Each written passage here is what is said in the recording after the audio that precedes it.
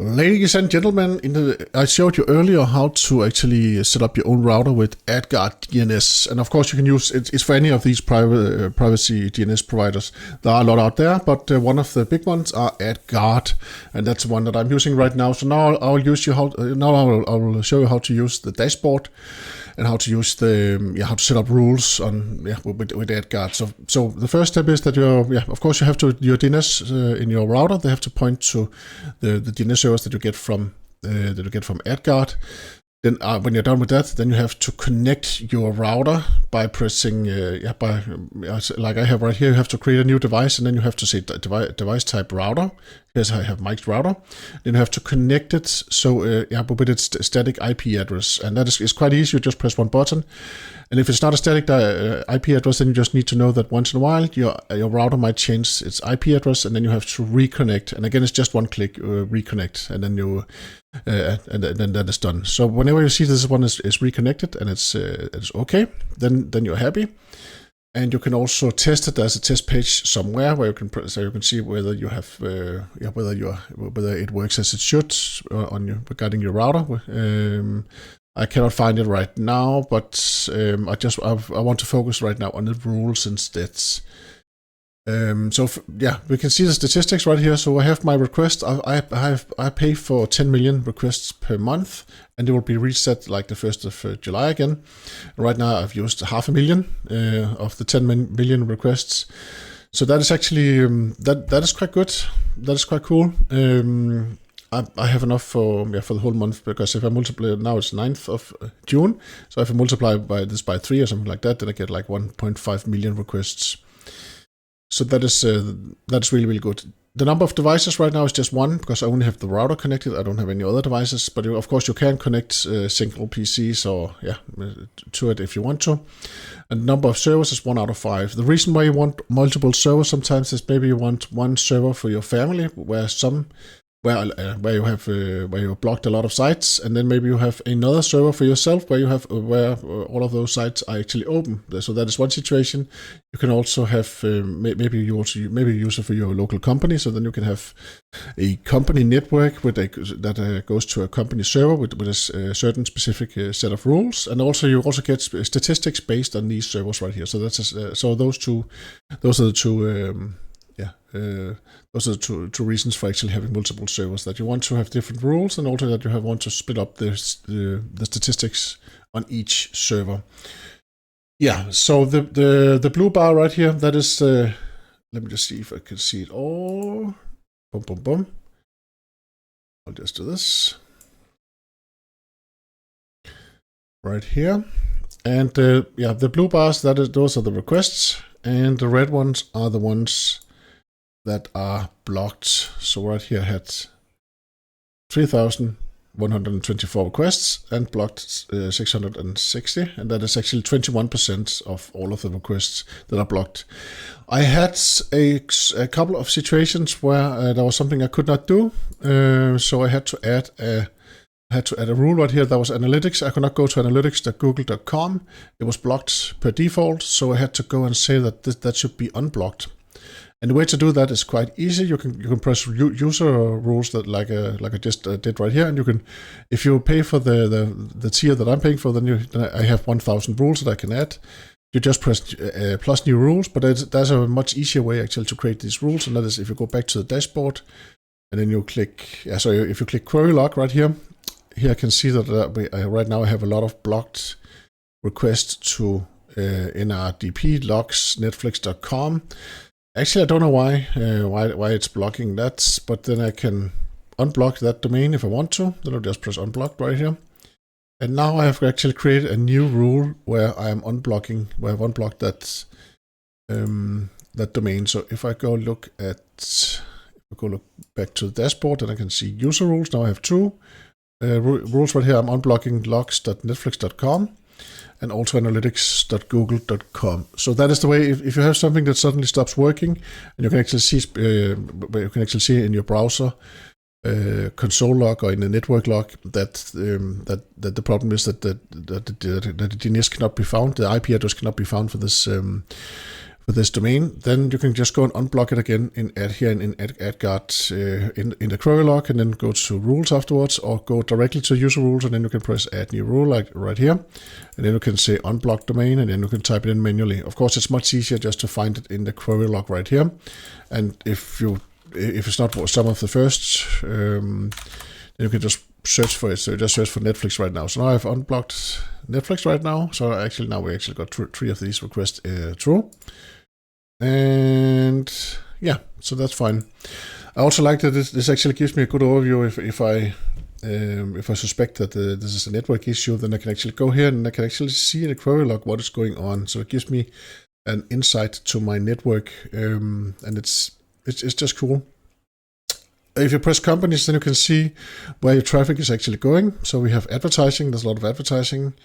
We have trackers, we have social media, CDN, that is a content distribution network. That is something where, there's proxy servers. And then we have other.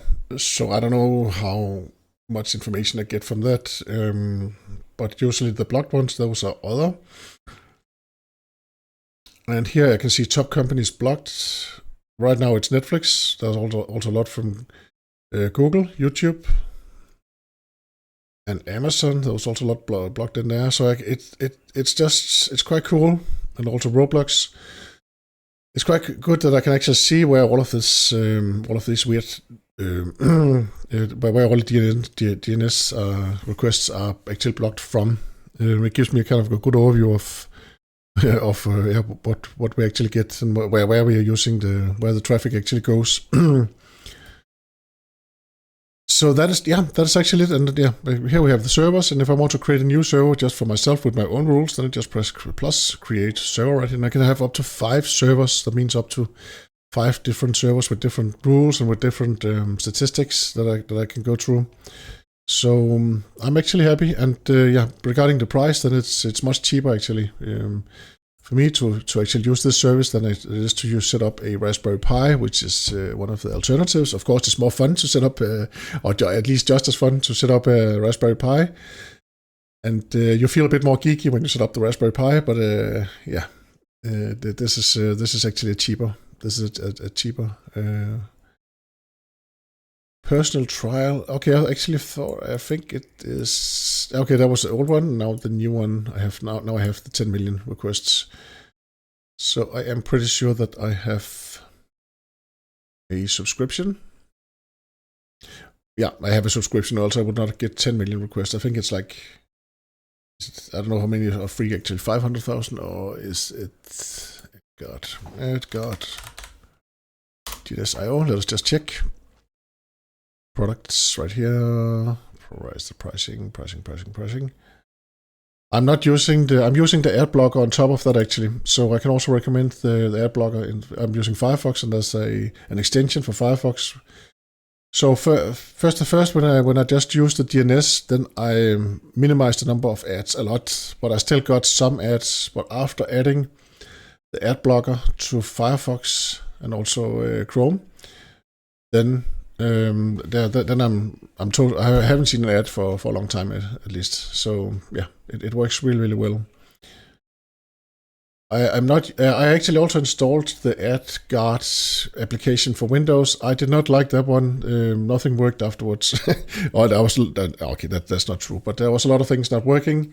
It was just too aggressive. Of course, I could probably have set up a lot of rules to get rid of all of that, but that was not what I really needed. I really needed just when I'm browsing stuff in the browser.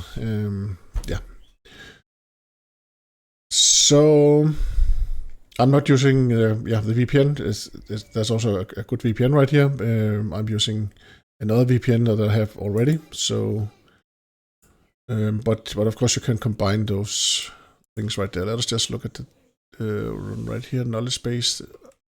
There should be a pricing somewhere. I know that's a pricing. Maybe I just try this one right here. Let us just check right here. Runs directly to the dashboard. It's a little bit annoying. Boom. And here I can see in traffic destination. Here I can see where all the traffic goes. Most of it is US. There's also a bit in UK. Of course in Denmark. And then where is that? In Sweden, yeah. and Germany, Netherlands, Luxembourg, France, Switzerland. Yes. So it gives this cool overview of where how your network is performing and where all of the traffic is going.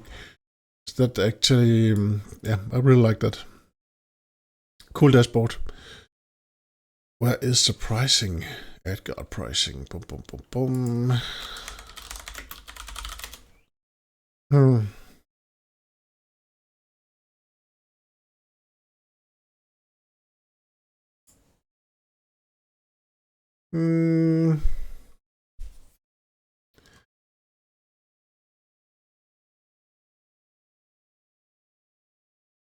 Let me just check. Boom, boom, boom, boom.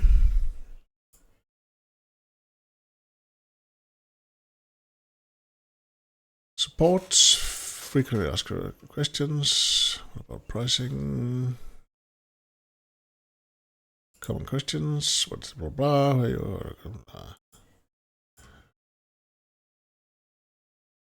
Knowledge base. General. The pricing is in another video. I just don't know. I just forgot where I found it actually. So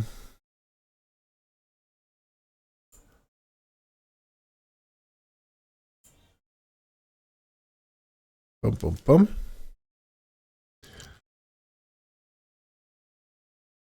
Maybe if I press the billing, if I press buy subscription. Okay, here it actually is. I should just buy subscription right here. Personal, that's the one I have right now. Yeah.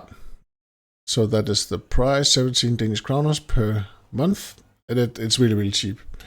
Of course, you can always extend when you run out of requests. The cool thing is when you run out of requests, then what happens is that then it just turns into a regular DNS, server provider. So that means that then it just works without all of your rules, and it will just not block all of the domains that it usually blocks. So it doesn't stop working. You will just see more ads. That is actually that's just a consequence. Thank you very much for all of your for all of your comments, and thank you very much for watching. And I hope to see you again soon. Bye bye.